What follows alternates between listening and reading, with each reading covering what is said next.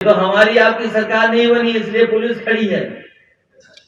मैंने उस समय भी कहा था टेंट में जब ये खड़े हुए लोग थे, सबसे जल्दी बदलने वाले यही लोग हैं। मैनपुरी और उत्तर प्रदेश के लोग 8 दिसंबर की तारीख का इंतजार कर रहे हैं, क्योंकि मुलायम सिंह यादव के निधन से खाली हुई सीट मैनपुरी लोकसभा उपचुनाव के नतीजे आने हैं। इसके साथ ही आजम खान के गढ़ रामपुर विधानसभा उपचुनाव के भी नतीजे इसी दिन घोषित किए जाएंगे। यूपी चुनाव में सोमवार को 3 सीटों पर वोटिंग हुई। तीनों सीटों में से सबसे कम वोटिंग रामपुर उपचुनाव में हुई है। इस सीट पर केवल 33.94% वोटिंग हुई, जबकि मैनपुरी में 54.37% और खतौली में 56.46% वोट डाले गए। सपा विधायक अब्दुल्ला आजम खान ने रामपुर में वोटिंग की परसेंटेज कम होने की वजह बताते हुए कहा, मेरे ख्याल से ये चुनाव आयोग और जिला प्रशासन की नाकामी है कि 3 बजे तक 26% पोल हो गया। ये तो 2.6 होना चाहिए था। ये तो बड़ी नाकामयाबी है। ये 26% कैसे हुआ? लगता है कि कुछ डंडे अभी कम पड़े हैं, कुछ लोगों के हाथ कम टूटे हैं और कुछ महिलाओं के साथ शायद बर्बरता कम हुई है। बुजुर्ग महिलाओं के हाथ तोड़ दिए गए हैं। इन महिलाओं को वोट नहीं डालने दिया गया है।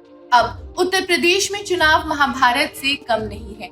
मैदान में जहां मुलायम सिंह यादव के बेटा, बहू और भाई उनकी विरासत को बचाने के लिए एक साथ आ गए हैं, तो दूसरी ओर नेताजी को अपना गुरु मानने वाले रघुराज सिंह शाक्य बीजेपी के टिकट से सामने हैं। ऐसे में दांव पर नेताओं की इज्जत से लेकर उत्तर प्रदेश की जनता का फ्यूचर है। 2019 के लोकसभा चुनाव में जब मुलायम सिंह यादव ने 5वीं बार सीट जीती थी, तब 56.67% मतदान दर्ज किया गया था। अब 94,000 वोटों का अंतर सपा के लिए बड़ी मुश्किल बन सकता है।